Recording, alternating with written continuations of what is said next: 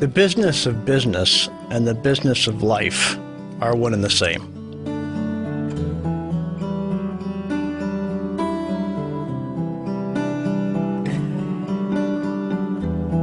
How in the world could I be so cheated that Christ lived 2,000 years ago? And here I am, feeling lost.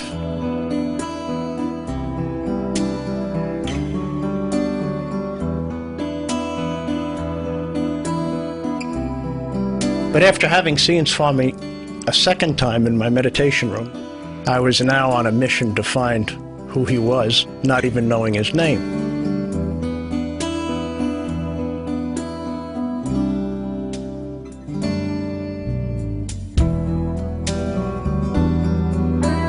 When he looks into your eyes, when he takes a letter from you, when he walks close to you, something begins to happen.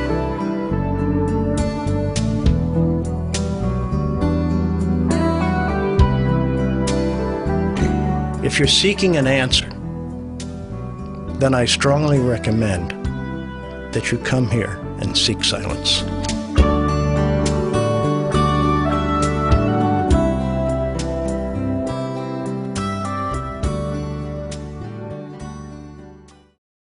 Today I have some very good news for you, because we have the pleasure of having with us in our studios Mr. James Sinclair.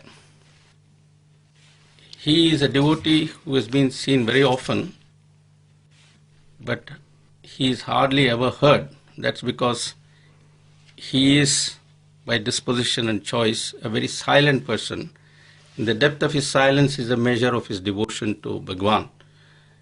I have great, deep personal regard for him, and I'm dying to know some things about, how we should really be devoted to Bhagwan seriously and in an intense manner, totally, and yet be immersed in the activities of the world.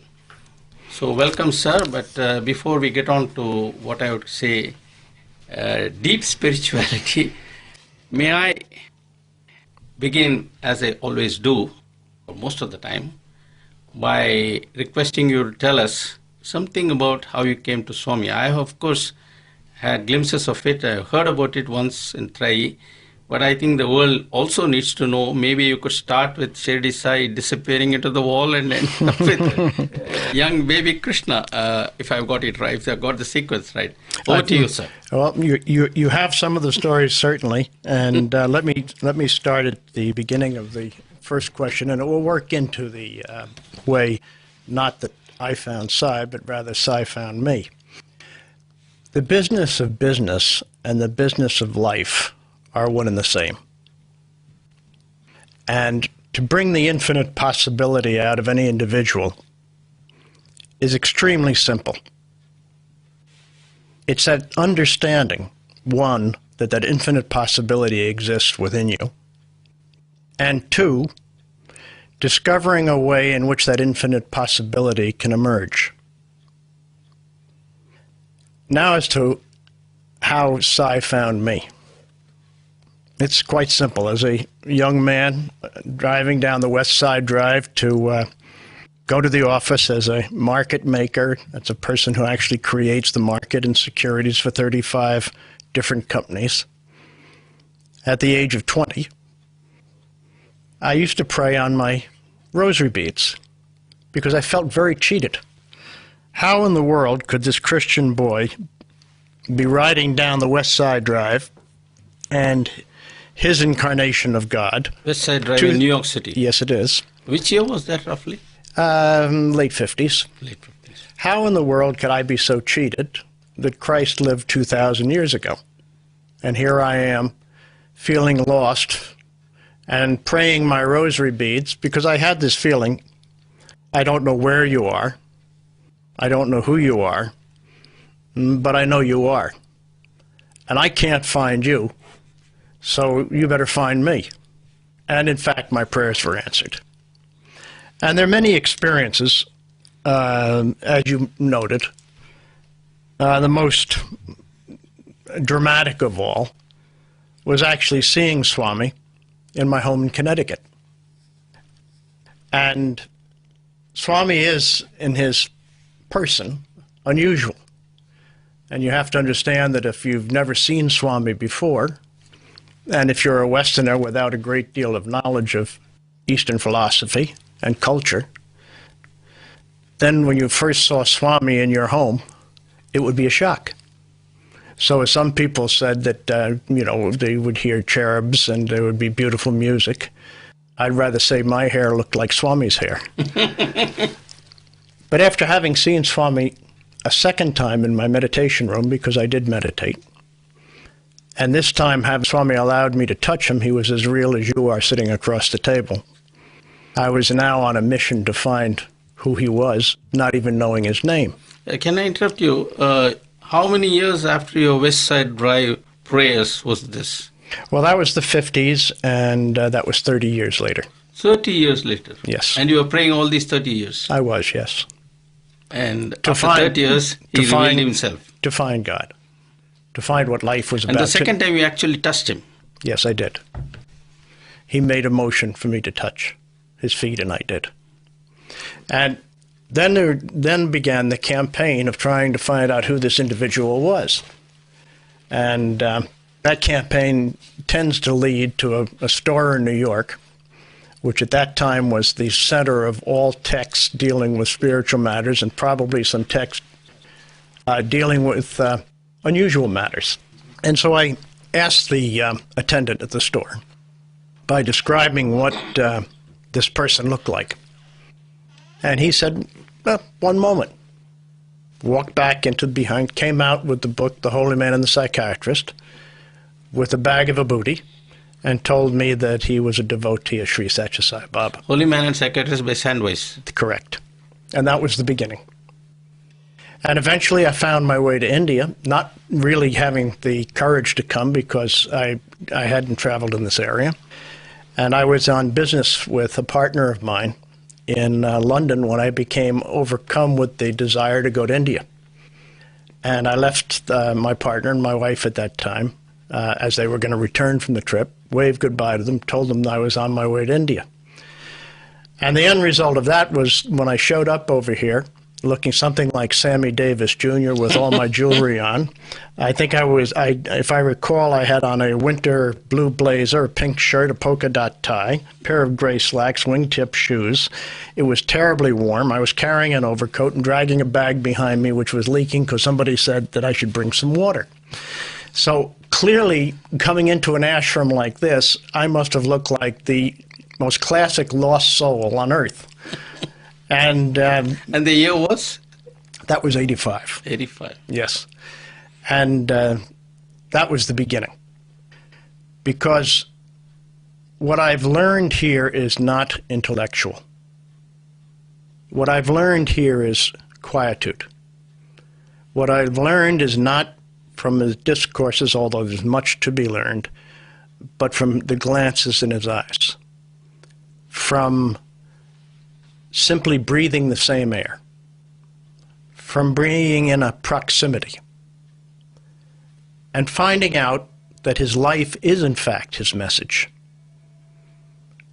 Recognizing that there's nothing to do except cease stopping something wonderful from happening. Knowing without a doubt that the business of life and the business of business and the business of family and the business of time are all the same. Can I ask you a question? You said you learned a lot just by observing. There are millions of us who are here more often than you are. In fact, I live here. We see him. How come we missed? It's almost like Holmes and Watson. So you must tell us the trick, Mr. Holmes. I don't know that there's a trick. All I know is that in most things in the human experience, people can be too close to item of observation to really observe. What is it that you observe? When he looks into your eyes, this process begins. Mm-hmm. When he touches you physically, mm-hmm. when he speaks to you, mm-hmm. when he takes a letter from you, when he walks close to you, something begins to happen. Can I say that unless the individual is properly prepared, he will miss this experience? But Swami, gives very simple instructions for that preparation. What is that? Watch and be happy. In fact, this is so simple that it must be divine because humans make things complex. That's true. And when Swami says watch, I take it literally. I think that Swami in his instructions, if the word is not contained in the dictionary of the language he's speaking in, will define that word so you'll understand. So Swami gives the instructions watch, and that's why he gives gifts many times of a watch, because it's a living instruction of observation. To stand back and simply watch words, action, thought, character, heart, all the aspects of humanity. Then he says, be happy. But he defines one word in all of that, happy, unity with divinity. Now, if we go to the dictionary and look up what the word be means, it simply isness. So if one would simply watch, then something would occur that would result in unity with divinity. You're a man of business, and you're, if I'm not mistaken, actively involved in business too. Extremely so. Okay. Now, business has its ups and downs. Of course. Okay, it's easy for an individual to be happy, possibly in a worldly sense, when there is success. But what happens when there is a problem or even failure? How is one to be happy? Well, failure can be an opportunity, because very simply, when everything goes along swimmingly, positively, abundantly, we tend to forget what we're really trying to build, as it were. When you have a problem, don't you pray? Don't you hang on to the feet of the Lord? So if a person wants to have a more even life, if that's possible, then wouldn't it make a great deal of sense to hang on to his feet when things are good? Because then the purpose of fear, the purpose of lack, the purpose of pain, the purpose of separation becomes less necessary in the human experience, which only has one purpose. And the purpose of humanity is union with divinity, according to Baba. The message is extraordinarily simple. And yes, I'm very much involved in business.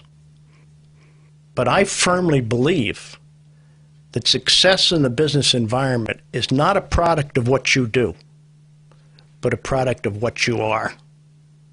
And the product of what you are is a product of watch and be happy. And I also firmly believe in my life that every single event is a gift. And I don't have the ability to define for you what that gift means. Some of it hurts terribly, some of it's pleasing. But every single event in my life to this point, and I've had some shocking events, has done nothing to me, but has done something for me. So why should it change? I believe in treating my employees like family. But even a father, loving his family, has a duty at times to be stern, to make decisions, to make corrections. So if one was to reward production and punish non-production, wouldn't he be a good father? Success has nothing to do with how you strategize. Success is like air. It's abundant. You can breathe it in. I don't believe in recessions or depressions unless they're in your mind. Because if you approach life in the manner of instructions you receive here, in their absolute simplicity, then I firmly believe that every listener here will reach the highest possible destiny that they can.